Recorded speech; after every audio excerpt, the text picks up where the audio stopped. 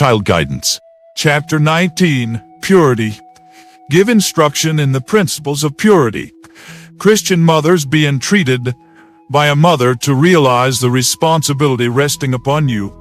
Teach your children from the cradle to practice self-denial and self-control. Bring them up to have sound constitutions and good morals. Impress upon their tender minds the truth that God does not design that we shall live for present gratification merely, but for our ultimate good. These lessons will be as seed sown in fertile soil, and they will bear fruit that will make your hearts glad. To shield their children from contaminating influences, parents should instruct them in the principles of purity. Those children who in the home form habits of obedience and self-control will have little difficulty in their school life and will escape many of the temptations that beset the youth. Parents should train their children to be true to God under all circumstances and in all places. They should surround them with influences that tend to strengthen character. With such a training, children, when sent away to school, will not be a cause of disturbance or anxiety. They will be a support to their teachers and an example and encouragement to their fellow pupils. Exercise unceasing watchfulness. Parents and guardians must themselves maintain purity of heart and life if they would have their children pure. They must give the needed instruction, and in addition to this, they must exercise unceasing watchfulness. Every day new thoughts are awakened in the minds of the young, new impressions made upon their hearts. The associations they form, the books they read, the habits they cherish, all must be guarded. Keep the home pure and attractive. The home must be kept pure and clean. Unclean, neglected corners in the house will tend to make impure, neglected corners in the soul.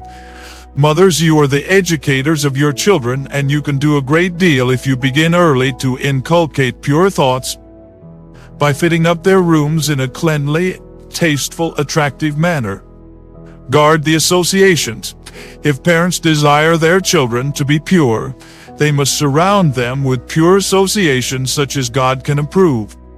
With what care parents should guard their children from careless, loose, demoralizing habits. Fathers and mothers, do you realize the importance of the responsibility resting on you? Do you allow your children to associate with other children without being present to know what kind of education they are receiving? Do not allow them to be alone with other children. Give them your special care. Every evening know where they are and what they are doing. Are they pure in all their habits? Have you instructed them in the principles of moral purity? If you have neglected to teach them line upon line, precept upon precept, here a little and there a little, let not another day pass without confessing to them your neglect to do this. Tell them that you mean now to do your God-appointed work. Ask them to take hold with you in the reform. Neighbors may permit their children to come to your house to spend the evening and the night with your children. Here's a trial and a choice for you: to run the risk of offending your neighbors by sending their children to their own home, or gratify them and let them lodge with your children and thus expose them to be instructed in that knowledge which would be a lifelong curse to them. To save my children from becoming corrupted, I have not allowed them to sleep in the same bed or in the same room with other boys, and have, as occasion has required when traveling, made a scanty bed upon the floor for them, rather than have them lodge with others. I have tried to keep them from associating with rough, rude boys, and have presented inducements before them to make their employment at home cheerful and happy. By keeping their minds and hands occupied, they have had but little time or disposition to play in the street with other boys and obtain a street education. Erect barriers against sensuality. Those who have charge of God's property in the souls and bodies of the children formed in His image should erect barriers against the sensual indulgence of the age, which is ruining the physical and moral health of thousands.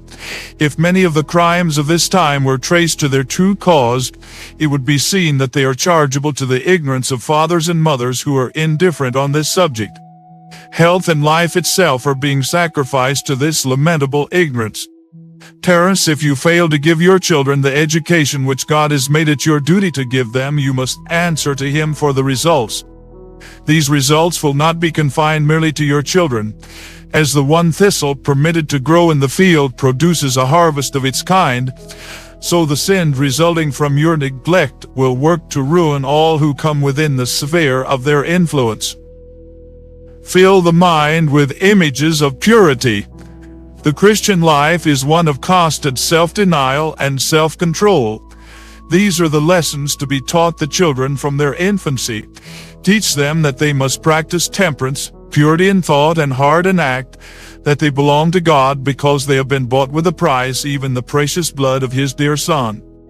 If in their tender years the minds of children are filled with pleasant images of truth, of purity and goodness, a taste will be formed for what is pure and elevated, and their imagination will not become easily corrupted or defiled.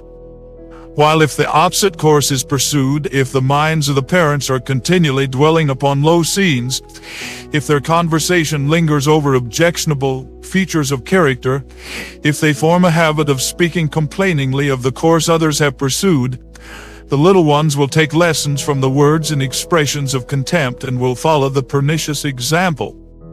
The evil impress, like the taint of the leprosy, will cleave to them in after life. The seed sown in infancy by the careful God-fearing mother will become trees of righteousness which will blossom and bear fruit. And the lessons given by a God-fearing father by precept and example will, as in the case of Joseph, yield an abundant harvest by and by.